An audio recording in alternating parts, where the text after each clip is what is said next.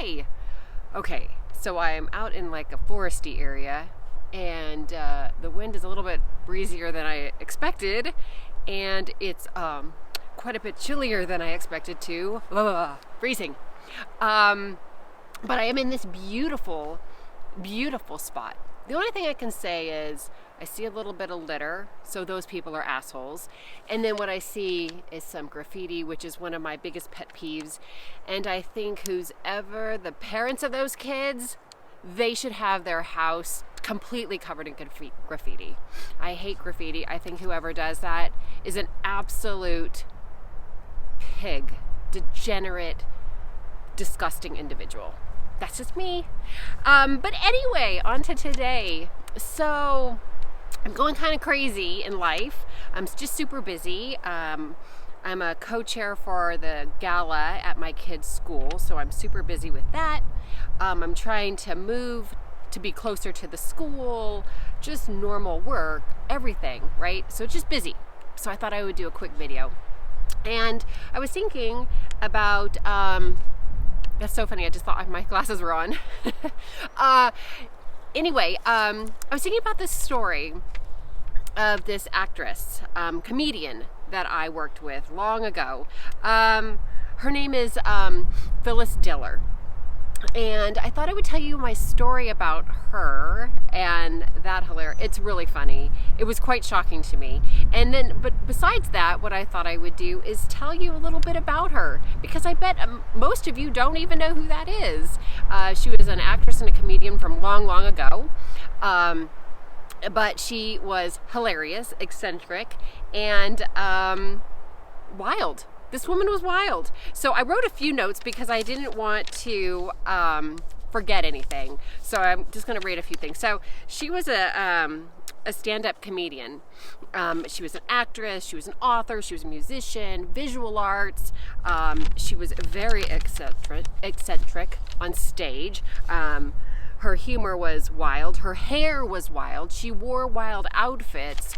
She was crazy. And she had this laugh, this crackling laugh that, oh my gosh, just infectious. She was amazing. Like Joan Rivers, Roseanne Barr, and Ellen DeGeneres all have said, and other comedians have said, that she influenced them because she was so funny, so raw. She was amazing.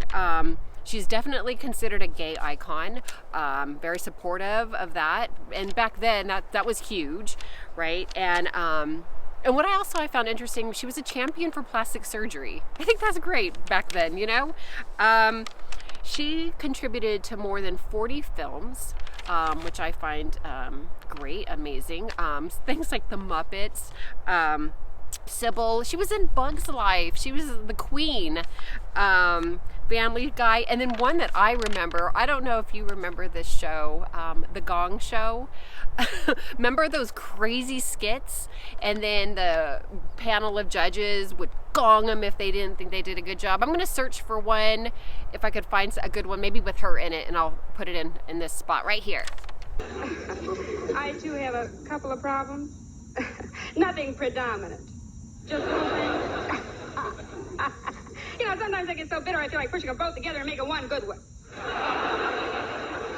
Of course, that wouldn't work, because then they'd call me Miss Unicorn. I mean, listen, ladies, things are looking up. If you'll excuse the expression. I read in the paper today where they came out with a new kind of bra. It's called the bird dog bra. Are you ready? It makes pointers out of setter.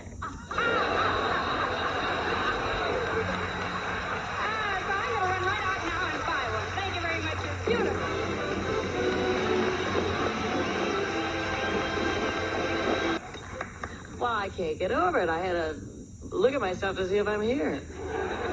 Sensational. And you know, a lot of people do me. In fact, one Halloween, 30 people came to my door. All me. But she's got everything exact. I mean, everything is perfect. It's just fantastic.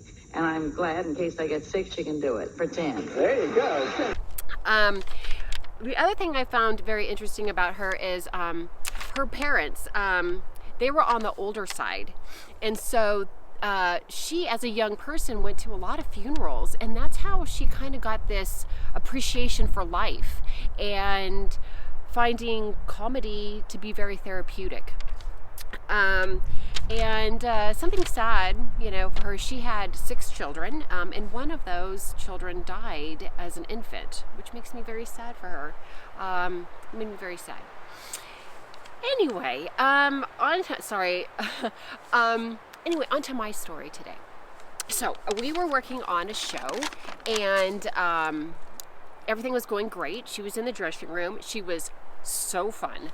We were having a great time. I was obviously a lot younger, and she was a lot older than me, and she was telling these stories, and she was so fun to be with. I just loved her. And here's a clip from that show, so you can check that out. Nothing is better than illegal seafood clam chowder. There we go. Whoa. The chowder is coming. The chowder is coming. Oh, my goodness. The chowder is. Are you sure Ben-Hur started out like this? So funny. That's what she did on the show I worked on. And I think that's kind of something that we did because she had done that same little skit long ago in a movie. And if I can find that, I'm going to put that here. So anyway, okay, so we're having this great time. I'm really busy, running around and everything, and I get a call from her saying, you need to get in here. Please get in here immediately. And of course, I run in there, and Phyllis Diller, this much, much, much older woman, is standing in front of me in this dressing room without any top on, bra on, nothing. Like she's completely, not completely naked, but her top up is naked. And I, being like in my early 20s, I'm not sure I had ever seen older woman boobs. And so I was like, shocked, not just because I didn't expect her to not have her top on, but just to see, and it's not bad. Okay, I'm not saying they're bad, but it was just from my young, what I had seen to 90-year-old. And she just kind of made a crack about, hey, now you can appreciate, what you got, and that you'll probably never be as saggy and as wrinkly as me. And that is my story of her. And this is a picture of her and I from that very day.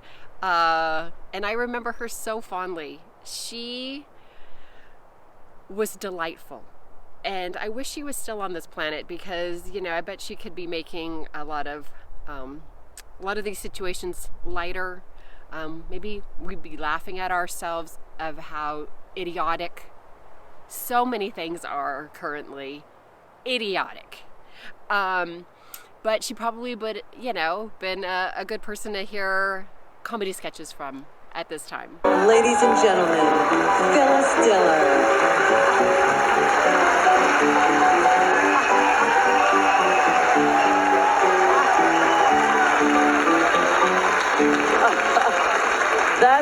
That's right, Phyllis Diller. And I can see it.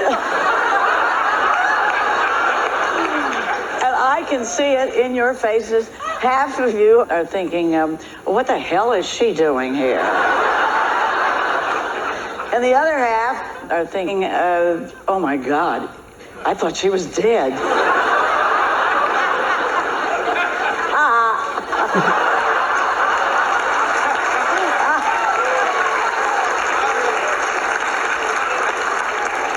Well, I am here because, believe it or not, Barbra Streisand opened for me. I was headlining in a chic little cellar basement thing.